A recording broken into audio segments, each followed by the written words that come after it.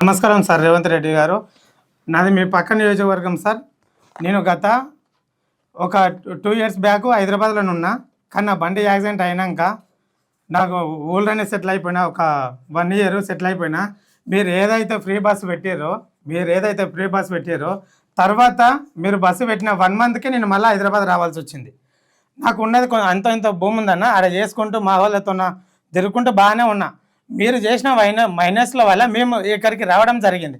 అట్లేమైతే చాలామంది కూడా విలేజ్ నుంచి ఇక్కడికి వచ్చారు. ఇప్పుడు ఏం కోరుకుంటున్నాం, ఈ 3 యాప్లు ఏదైతే ఉన్నాయో మా రక్తాన్ని తాగుతున్నాయి. మా శ్రమతోపిని దోచుకుంటున్నాయి, మమ్మల్ని బతకలేకపోతున్నాయి. మా పిల్లలకు హాస్పిటల్ దేనికి ఆస్తి లేదన్న. కనీసము అన్ని ఒక 500 కూడా ఇంట్లోకి తీసుకుపోయే అవకాశం లేదన్న. అయితే మేమేం చెప్తున్నామంటే, మీరు ఎట్లా మాకు దెబ్బ తీసారు, దానైతే మీరు కంప్లీట్ చేయలేరు. అంటే ఫ్రీ బస్సుని తీసేయాల ఆలోచన ఉందో లేదో మాకైతే తెలియదు. కానీ 100% నాకు తెలిసేసి అయితే మీరు ఇంటి దగ్గర తీసేయారు. ఎందుకంటే మీరు ఒకసారి మాట ఇస్తే అది తప్పని వ్యక్తి కాబట్టి నేను అంటున్నా.